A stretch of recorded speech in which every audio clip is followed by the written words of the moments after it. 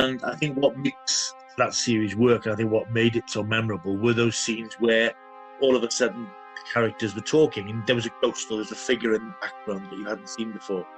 Nobody else seemed to notice it. It was some sort of spectral figure, some apparition or something. And I think that's what was unnerving about that, seeing something that there in one frame and wasn't there in the next. The floating guy with the walking stick and the bowler hat in the bedroom scene was just delightful. That was the sort of horror I love. It was spooky. They thought that just hovers, there's some old dude hovers into your room at night. That was brilliant. And also the bit where the girl has hung herself and she's sort of rolling down was brilliant. Beyond that, I'm just saying I didn't like it. It just went on and on and on. Great series. It took me 2 attempts at that. And I think it was you actually that said stick with it, get to episode 5 and it picks up really well, and it did. Obviously it's frightening, it's got some great parts in it. I always find locked doors very creepy anyway, and there was a locked door in the house that I don't think they actually entered it until the last episode, so that was the anticipation of them opening that door was quite horrifying for me.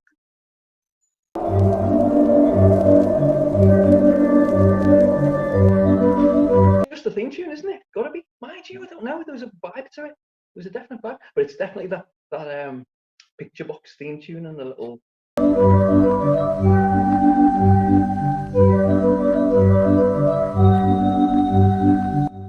It's basically dead Victorian children theme tune, isn't it? It's basically creepy as anything, the theme tune. Hello. Oh, we used to sit down and watch Picture Box in our school. We used to wheel out the old box telly, put up the old dimmers, flaps, or whatever you want to call them, and we used to watch Picture Box, and it was the theme tune. And I can still remember there's that narrator. I can see his face. He had a really nice voice, a really Alan soft Roth, voice. I think his name was. Was that what it is? God, this is great. I wasn't expecting Picture Box tonight. That's fantastic. And I remember a story about a little carved Indian that was thrown in a river and went downstream. And you're traveling just with this little carving, and you became intimately involved with this little carving. It never scared me, but it's absolutely etched in the mind. And it was the theme tune, very weird theme tune, and that bloke's voice. And then the slightly abstract films that would then follow in a random nature. Yeah, so I do remember Picture Box very well. Didn't scare me, mind, but I loved it. I used to just enjoy it. So much the actual series, but the music as a child frightened me. I don't know why the intro music for it was used. It set you up for something that it wasn't, if you like. But looking back now, a great piece of music, but purely down to the soundtrack, it absolutely terrified me. And I always thought it was Turkish Delight in a box, and it's not. Thank God for high definition. I can see what it is now. 9:16 a.m. A single megaton nuclear missile overshoots Manston Airfield in Kent and airbursts 6 miles from this position. Absolutely horrific. Wasn't like banned for like 20-something years. It wasn't shown. 20 years. Made in 65, I think, and it was shown in 85, 86. Yeah, it was a long time. I think when I was looking at programs that have been banned, it was the greatest length that a program had been banned for. The thing with that, you've got to remember that this was made within 20 years of World War II ending. That was obviously fresh in people's minds. I think it would have had that effect on older people watching it. And if any kids had seen it, it would have terrified them as well, because this was like something unimaginable. Because again, in the 60s, we hadn't had much in the way of this sort of. We'd had science fiction, but it was very much fanciful, Doctor Who science fiction and Quatermass and these things. But this was very much something that could happen, or the world could end in a nuclear holocaust.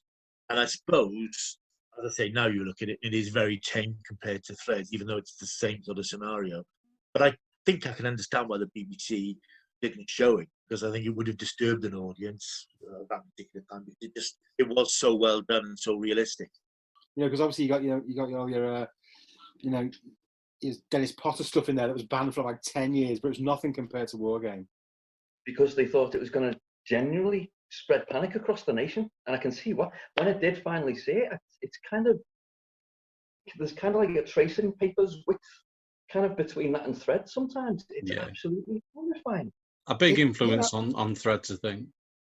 Huge. Yeah, I mean, when I watched it, the thing that got me was that it was basically like a documentary, wasn't it? I mean, the bit where at the start where they're going around telling people you're having a family move in with you, and it was like the reactions were very naturalistic, and I thought that was really interesting choice to make for a drama. Kind of in the local kind of inhabitants of the city kind of thing. I mean, I think that was the thing. We kind of had a grand day out and had all the makeup on and were kind of laughing and joking, but man, that's a horrifying one, the Wargame.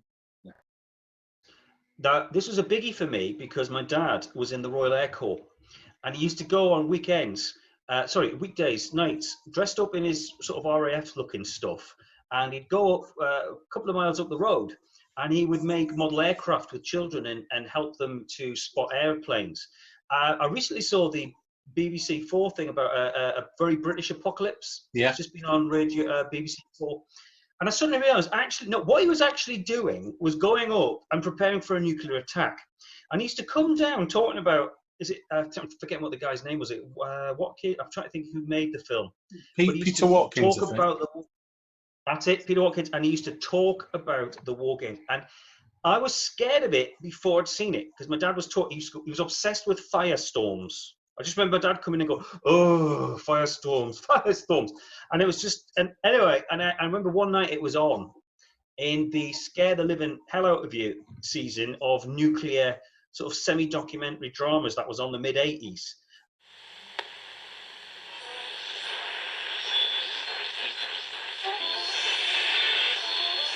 And I used to go to bed envisaging mushroom clouds. Just used to see them in the wallpaper in the dark, and I was bloody terrified. And I think I'd seen Threads first, and the day after or whatever it was, where Jason Robards becomes a cannibal, if I remember, or something like that. And then and I just remember the War Games was a bit it wasn't as bad as Threads, but it petrified my dad. And my dad ended up, he had the job, right? If the sirens had ever gone, he was going to pop up the road, and he was going to be the guy who popped his head out the little bunker, took the measurements every day, and then popped back in again. And I remember he used to think, Dad, if the bombs are falling, can I come with you? Am I in that bunker as well? Anyway, so the War Games, and I never thought of it, and I haven't thought about it until you said tonight. It was in my head as a terrifying experience before I ever saw it. But coming after Threads, I saw it after Threads, still when I was about 14 or 15 or far too young. It still was pretty unpleasant. And it was the mercy killing and the firestorm, because my dad was, Mr. Firestorm. In fact, now if he came back, I'd buy him a pint and shout, "Oh, Firestorm!" That's what I would do to get his attention.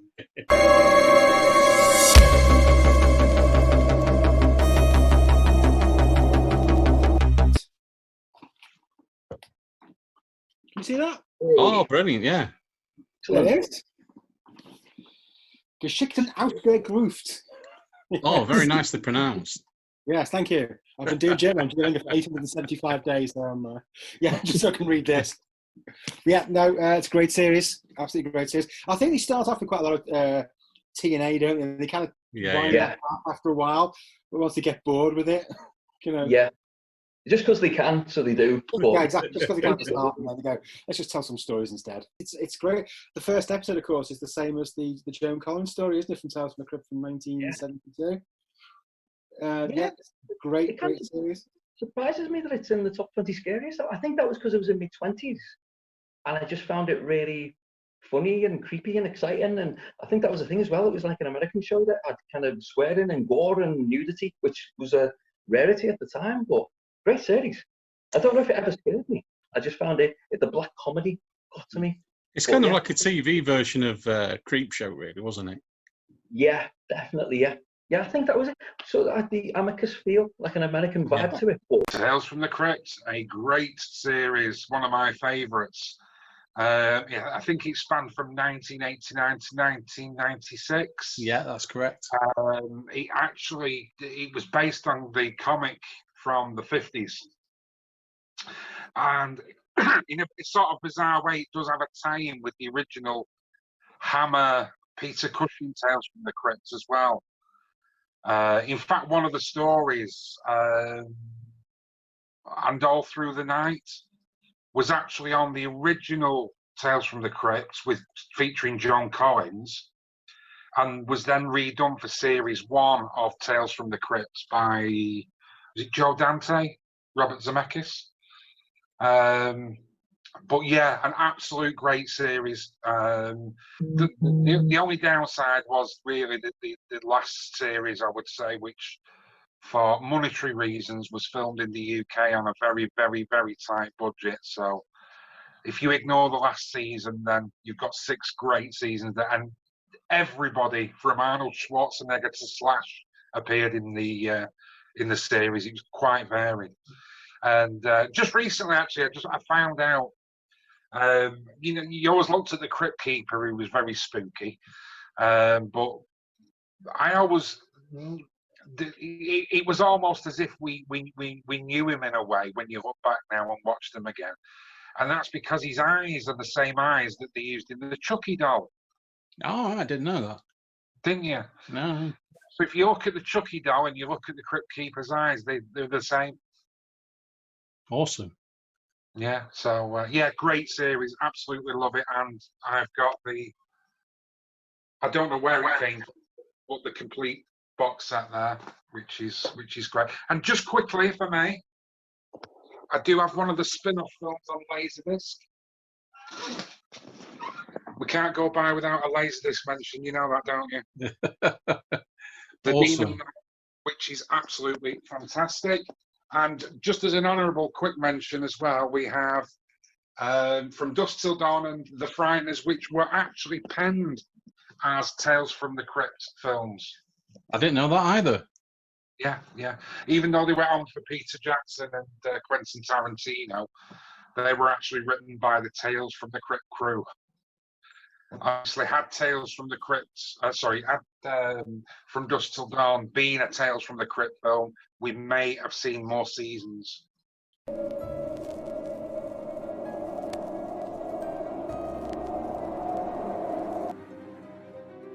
It was actually quite a niche sort of series because it was very much not exactly a spin-off, but it was the next step on from The League of Gentlemen, Steve Pemberton and Reece Shearsmith, and a precursor to Inside Number 9.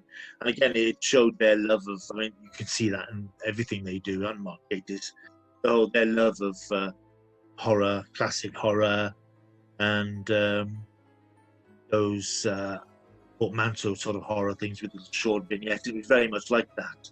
It was like a cross between a portmanteau Amicus film and The League of Gentlemen, with these grotesque, extraordinary characters doing incredible, terrible things. But yeah, it was very dark, and I remember they did a Halloween special as well. I think. Yes, they did. Yes. Yeah, which I remember quite well. I wish I'd watched it more recently. Actually, so no, I would have to look at it again. But yeah, it's a great film. It's got that sort of shaft of darkness that goes through everything that they do. That vein of Van Guinol sort of grotesquerie, not not necessarily, pools of blood, but just macabre. And I think that's what they excel in doing. And I think it was the next logical step from the League of Gentlemen, really, particularly with Steve Pemberton, Reece Sheaffer, going down that particular avenue. Those grotesque type characters. It was, I can understand why people would go for that. Great series. Very underrated. Whichever way you look at it, rabies means death. Do you know what? For anyone who doesn't know, it's a public information film about rabies. The book's called Scarred for Life, but this is the example I use of something that scarred me for life. I turned 50 in June, and over lockdown, I was writing the rabies article for Scarred for Life Volume 2, and I had to hand over the writing for that public information film to Dave because I can't watch it to this day. It features footage of an actual rabies victim from it's absolutely, it's the most horrific 48 seconds you'll ever see. It's basically a guy thrashing about on the bed, strapped down with red. As you said, Dave, it never occurred to me as a kid because it's grainy, sort of 16mm footage of a real guy who is going to die very soon. Yes. It just, and every time the camera cuts to that, it's very quick flashes. It's got that kind of psycho and scraping noise. Oh God, I'm getting goosebumps thinking about it. It is absolutely horrific because when I wrote the piece for this, I say because Steve just can't face this particular. I tried as well. Well, we're talking about, aren't we, going on the one of the future Scarred for Life stage shows, actually exposing you to this, aren't we, to see what the reaction is going to be. Kind of try and get me over it. Yeah, definitely. It's actually been an interesting experiment. But now it's, like I say, it's 48 seconds long about a woman who's coming to the country who gets stopped because she's smuggling. I think it's a dog, isn't it? She's smuggling a dog in. Yeah. But I'd say intercut with genuine footage of a man dying of rabies, and the man dying of rabies. It's absolutely horrific. And as I was watching it, you're getting thoughts. Okay, they're filming this guy. They're standing there, observing him dying, and it's just it was absolutely awful. Yes, unspeakable. I'm glad it's in the top 20 there. Yes, absolutely. It fully deserves to be. And again, we've said this when we're discussing other things before, but it's probably something that wouldn't get shown now. No, absolutely not. I mean, we're in the middle of a pandemic, and I still think the public information films that they produced are very softly. I'd just go full pelt, but that's something that just wouldn't happen now. No. Police. I mean, we're in a small village, so the police station had all the rabies posters and everything else, and then those information films generally. And I was terrified of rabies as a kid. It makes you wonder, it's like, where the hell has it gone? Has it just gone away? Where was rabies then that isn't now?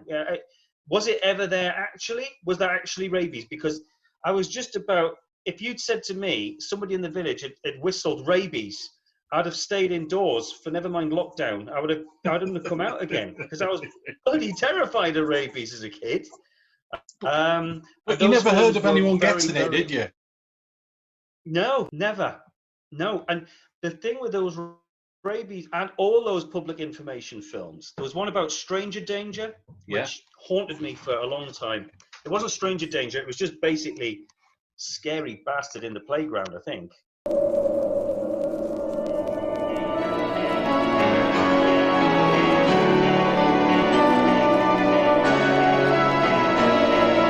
Quatermass is absolutely brilliant. I very, very recently watched the Quatermass film, and that the makeup effects in that are great. The guy, the astronaut come back to Earth who's infected with the space pathogen, whatever it is, genuinely looks really ill. Absolutely great. I'm not a big fan of the 79 one. Not a big fan of it at all. I think. Well, yeah, because of the way it was filmed, they basically said to Nigel Kneale, right, we want something that we could show over like about 4 nights at the same time as being able to cut it down to an hour and a half. There's a lot there's a lot of padding. There's some very effective scenes in the 79 Quatermass. I'm thinking explodes. Yeah, I was going to say, the girl in the hospital who raises up off the bed and explodes in a mist of blood against the walls. I mean, that's pretty effective for 1979. Iconic moment. Yeah. Yes, absolutely. Yeah. Yeah. Yeah, as I say, the Quatermass and the Pit Link's probably my favourite. Yeah, that's the best. Definitely the film's great as well. Yes. Yeah. That was my first exposure to Quatermass as a kid. Terrified me. Fantastic. I even enjoyed the the live version they did with David Tennant. Oh yes, Mark Gatiss. Yeah, Jason. Yeah, I really like that as well because I think the sound effect they did for the astronauts was really creepy. I can't describe to you why it was really creepy. It just was. So I think Quatermass still works. Yeah, I absolutely think it should do more Quatermass. Yeah, time for a new version. I mean, I think I voted for the last Quatermass conclusion. But yeah, again, Quatermass is just a legend. It's a science fiction legend in this country. It's sort of kicked off science fiction on television. But the one I particularly recall, because that was the one I watched live at the time, and I went back and saw the others later what existed, was the Quatermass conclusion in 1981, because that was this sort of dystopian story about, which is more like current affairs now, about a rundown country which is falling into civil unrest. And I remember particularly the first episode where Quatermass, I think he's looking for his grandson who's disappeared in London, and he gets attacked by these jobs on the street, and then he ends up in this TV studio. It's quite bleak and quite dark. And then it's got the story about the aliens who are harvesting humans, which is sort of a precursor to torturous children of Earth in a way. But then you look back at Quatermass and the Pit, for example. I mean, that's still got his power to kill. The TV version and the film version, I think they're both equally good. They're both, especially that last sort of act where you've got this sort of devilish alien creature which appears above the city. Quatermass 2, of course, which has got the whole thing about almost like Invasion of the Body Snatchers type vibe to it, with this huge factory complex that's harvesting some sort of alien things, I remember. And the original Quatermass himself, which is the alien coming to Earth and taking over a human being, which is always a terrifying concept, and it's something that Doctor Who always does so well. So yeah, I think as a whole thing, I think Quatermass touches the bases of all those sort of corners of science fiction, really. The alien that comes here, the alien that is here, the alien that's been here, and then the aliens that are coming back. And I think it captures all four of those really well across the serials. I think you mentioned Doctor Who there. Obviously, a massive influence on Doctor Who. If you look at the particularly the film version of Quatermass and the Pit, it is almost like a prototype of the John Pertwee era of Doctor Who with the unit. And also, Nigel Kneale was famously quite grumpy about Doctor Who, and I often wonder whether that was a bit because he felt it stole his thunder a bit. I don't know. I think he might well have done, because sort of Quatermass had been such a huge thing, and then Doctor Who came along and went up to another level in terms of popularity, appealing to kids and families, and maybe he thought. I think he thought that the idea was a bit lowbrow for some reason, traveling in time and space and monsters, perhaps in the way that Doctor Who did it to monsters. They were much more monsters rather than aliens that you sort of wrote about, intelligent aliens and intelligences. Maybe thought the Doctor was a bit sort of Penny Dreadful type thing. But yeah, I think there probably was an element of jealousy, and that he was the big name in British science fiction. He created this science fiction legend character, and then another one had come along and sort of push that out of the way. So I think there might have been a bit of that to it as well. Of course, when the end of the Patrick Troughton period, there was talk briefly of rebooting Quatermass, wasn't it? Doing a series to replace Doctor Who. That's right, yeah. Which didn't come to anything. And probably would have been, if you think of certainly the first John Pertwee series, a very Quatermass type series. So maybe elements of what they were working on for that bled into what they did with Doctor Who. I just watched the John Mills one literally last week. There's something unsettling about it, but I just find the concept fascinating. I love that sort of mythical, religious, sort of like race memory thing he does so well.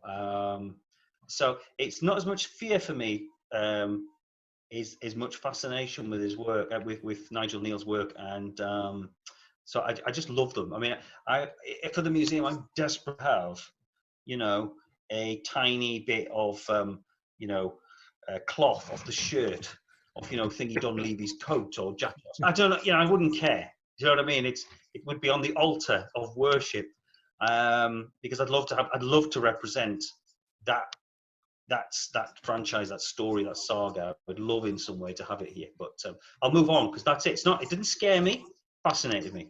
Is the one with that one. Yeah.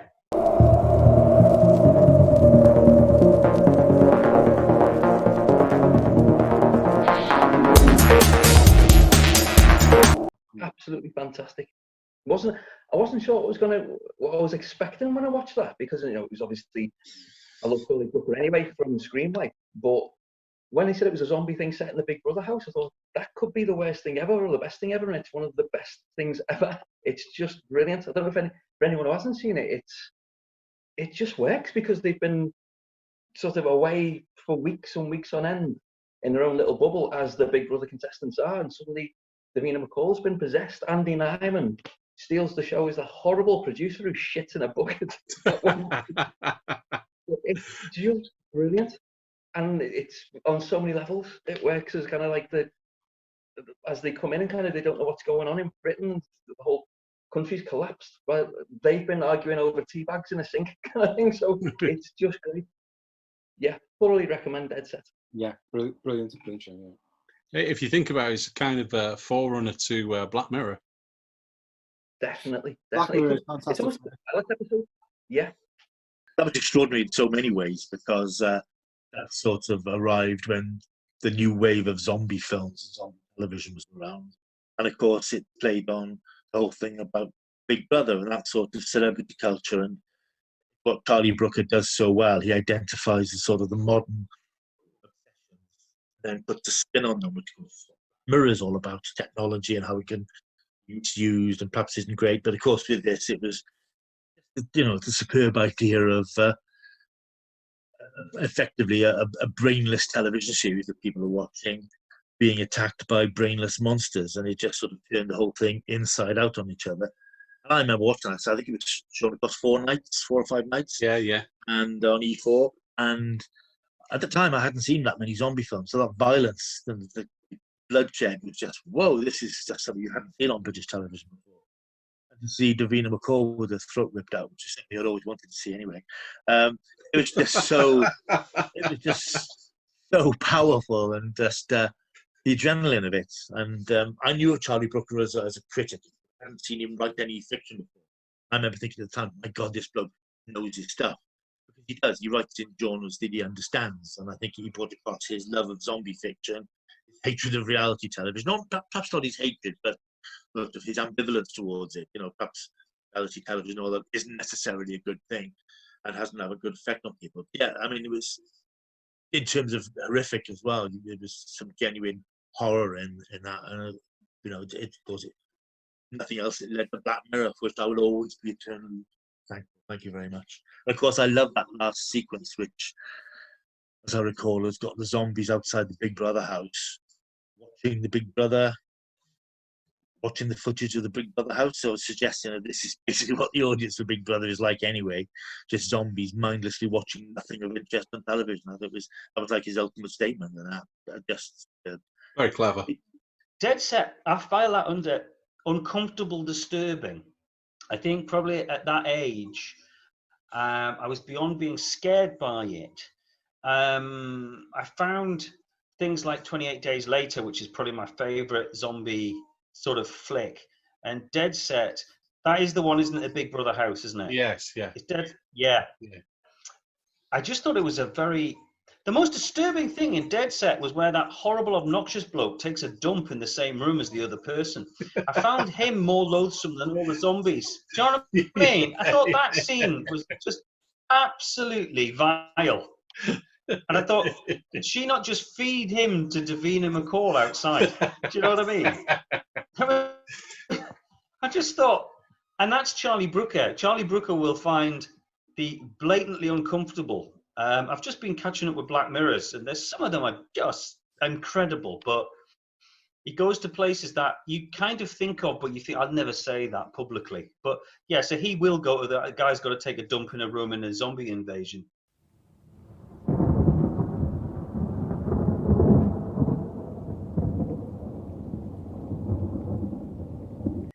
It's one of the best ghost stories that's ever been on telly, I think. But like Dave said, there's a scene in it.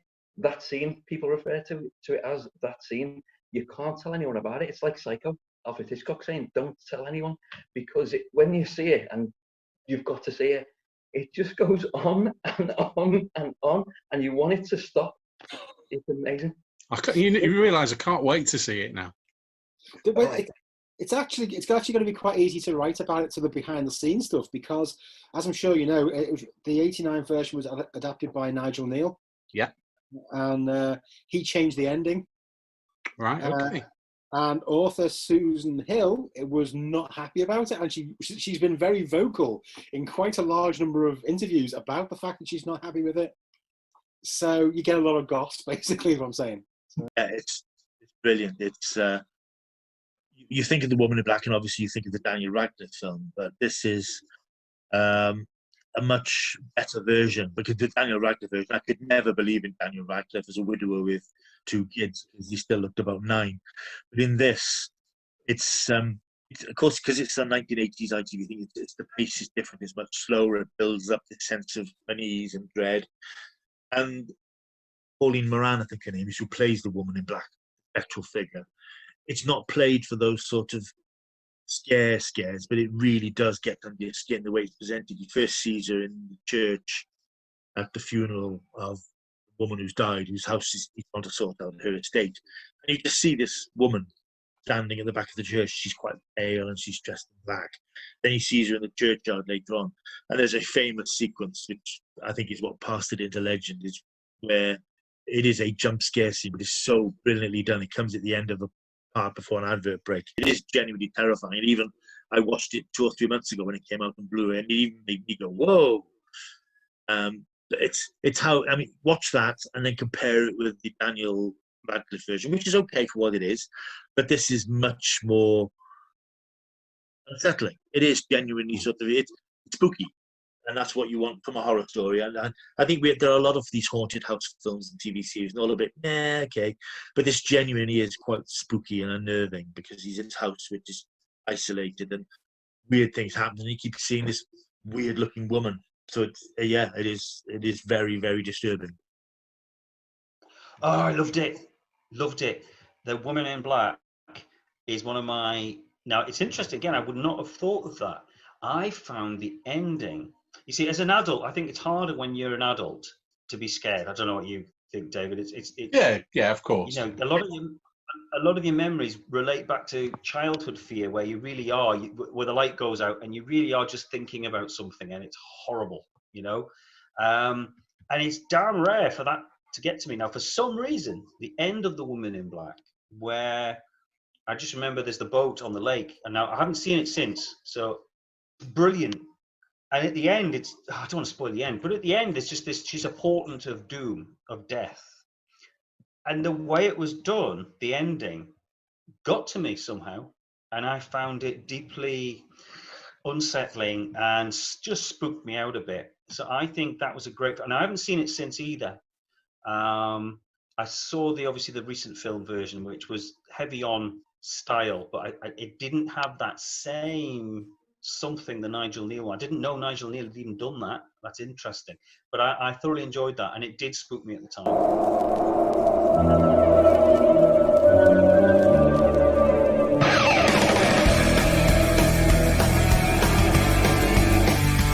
I used to really like it. I watched every single episode.